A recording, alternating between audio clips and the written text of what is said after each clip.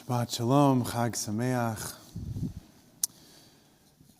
Over the first days of Yontif, my great aunt passed away. Her name was Fran, and she was, on the one hand, I think a great aunt, some kind of cousin, sort of unclear, and on the other, she was a grandmother of mine. And she lived a long and happy life, and I knew her for my entirety of my life. She was at all of my big events, my wedding, my graduations, and I also sort of didn't know her at all because of the nature of our relationship. And I find myself going back and forth as I think of Fran between thinking about who she was for me and what she meant in my life, what she taught me, and also wondering what her life was like, parts that I know nothing about or have heard through family stories, or what it meant to live her life. And as I go back and forth in this memory, I think about the seders, because the seders this year hit me in that this dichotomy exists for Pesach as well. Now, if you are a member of our community, then statistically speaking, you observed a seder because it's the most performed ritual in Judaism. And perhaps this is because it's one of the greatest moments of pedagogy, of experiential education that the world has ever known. And when we teach people through the Passover Seder, on the one hand is to remember what life was like for them back then. We talk about, this is the bread of affliction, and we eat the matzah and the maror, and we think about what it was to be a slave in Egypt and what our ancestors must have gone through. And at the same time, we are told to insert ourselves in the narrative as well. And to say that in every generation, Rabbi Gamliel tells us, we should see ourselves as if we came out of Egypt. We are the ones who felt this oppression. We are the ones who must be redeemed, and we are the center of this story. And this question of whether we are at the center of the story or we should locate ourselves as a part of a larger narrative is an open question in our world today. There are among environmentalist circles, there's a debate about how do we get people to care about the climate crisis. And some say you have to use big, broad ideas. The fate of humanity depends on what we do. That this is about every single person. We're all tied in. We talk about temperature levels and rising seas and huge abstract ideas. And others say, no, you have to make it personal. How is this going to affect your life, your children's lives? They will not know snow days. They will not know the same world that we grew up in. That's the way you get people to care. If you look at almost any news item, the same thing is true. I think about coverage of the invasion in Ukraine, and half the articles seem to be about all of the atrocities that are happening to people there on the ground, and they're horrific, and they get us our ire, and we think about, what can we do? And the other half of the stories are about how the invasion is affecting us. Global trade, there's starvation in the Middle East because of what's happening, there's supply chain, whatever it is. Because again, there are two ways to look at a tragedy, there are two ways to look at a crisis, at an event. How does this fit into a larger context? And how does this affect us?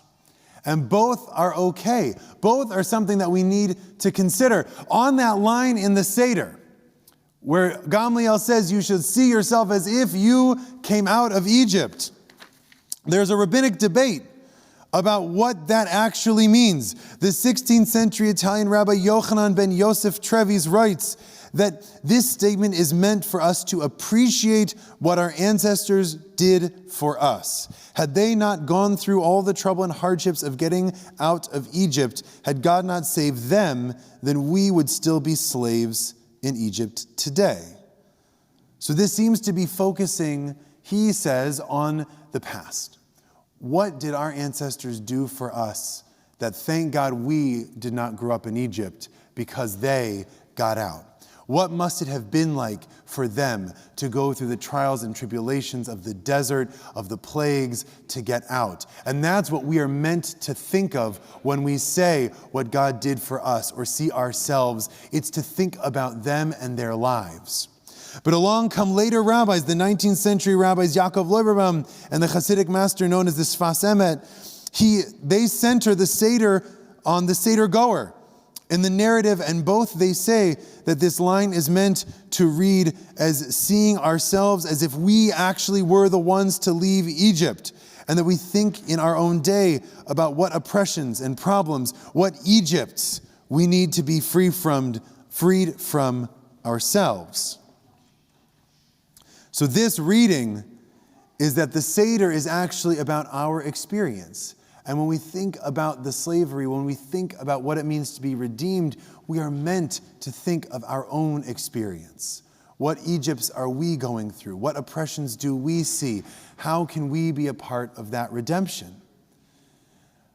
And the rabbis want intentionally this line to be ambiguous. They want the Seder to mean both things. To think about the past and to think about ourselves is what we're meant to do. And when we think about the loved ones that we've lost, the exact same dichotomy exists. We think about the lives of those who've come before us. What was it like to be them? What made them happy? What made them sad? What were their hopes? What were their dreams? Were they in pain? When and why? We take ourselves out of that story, and we just think about the loved ones we've lost and who they were and what they stood for and how they lived. And at the same time, we think about what they meant to us, those the living sitting here today. What did they teach us? How did they affect us for good and for bad? How did we relate to them? What did we say? What did we leave unsaid? We're meant in this moment to think of ourselves as well. And the genius of the rabbis is that there are two seders. There are 6 Yizkors every year, and we think both at the same time. And sometimes we show up and we want to think about what it meant to live their life. I think of my great aunt Fran, who grew up in Chicago, whose family had some loose ties to the mob. We're not sure what. I don't ask. And I think about what it meant to grow up as a young woman in Chicago, then what it meant to live her life, to find love not once, not twice, but 3 times in her life. She was a wonderful woman. She spoke with joy, bubbling in her voice from the moment I met her to the very last message that she left me, which was to tell me how happy she was that Ozzy came and sang at her village in Florida and how wonderful it was. And I think about who she was, the parts I didn't know, and I ask my mother, my cousins, and I want to know more about her. And I also think about the things that she taught me. She was a traveler. She was someone who wasn't afraid to shake up her life a little bit now and then. She found joy, and she was enthusiastic about everything. She taught me so much, and she was there for me at so many moments. And it's okay for me to think about myself right now, just as it's okay for everyone here to think about yourselves and ourselves and what our life has been like after we've lost someone that we've loved, what our life was like because of the person that we've loved, and how they've changed us and made us who we are. Just as sure as we think about who they were and what they stood for. And we remember that the Seder adds one final piece, which is it's not just about memory, but also v'higadata levincha, to teach the next generation. And so we recall the lives of the loved ones that we've lost, and we recall what they meant to us so that it can shape our lives, but more importantly, so that it can shape the lives of those yet to come. So that we can teach the stories of their life, we can teach the way that they shaped and affected us, we can teach all of that to the next generation so that the memories of those that we've loved and lost will forever be a blessing, because they are forever a part of the Haggadah, forever a part of the story that we tell about who they were and how they shaped the world that we all live in today.